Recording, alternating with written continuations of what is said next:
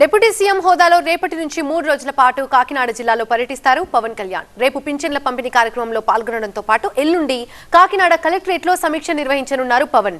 Kakinada port వ్యవహారంపై ఏం మాట్లాడతారనేది ఇప్పుడు ఆసక్తి నెలకొంది. AP deputy CM Pawan Kalyan 3 రోజుల పాటు కాకినాడ జిల్లాలో పర్యటిస్తారు.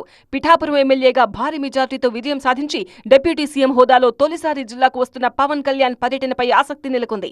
ఇప్పటికే కలెక్టర్ ఆధ్వర్యంలో అధికారులు డిప్యూటీ సీఎం పవన్ పర్యటించే ప్రాంతాలను పరిశీలించారు. రేపు ఉదయం రాజమహేంద్రవరం విమానాశ్రయానికి చేరుకుని అక్కడి నుంచి పిఠాపురం నియోజకవర్గంలోని గొల్లప్రోలు చేరుకుంటారు పవన్ కళ్యాణ్.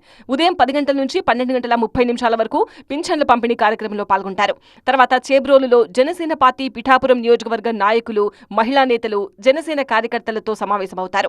ఎల్లుండి కాకినాడ కలెక్టరేట్లో ఉదయం 10 నుంచి మధ్యాహ్నం 2 గంటల వరకు పంచాయతీరాజ్ శాఖ, జలవనరుల శాఖ, అటవీ శాఖల అధికారులతో సమీక్ష నిర్వహిస్తారు. అదేవిధంగా రహదారుల పరిస్థితిపైన సమీక్షిస్తారు. అనంతరం చేబ్రోలులో జనసేన ఎంపీలు, ఎమ్మెల్యేలతో సమావేశమవుతారు. 3న ఉదయం 10 గంటలకు ఉప్పాడలో సముద్ర కోతతో దెబ్బతిన్న ప్రాంతాలను పరిశీలిస్తారు.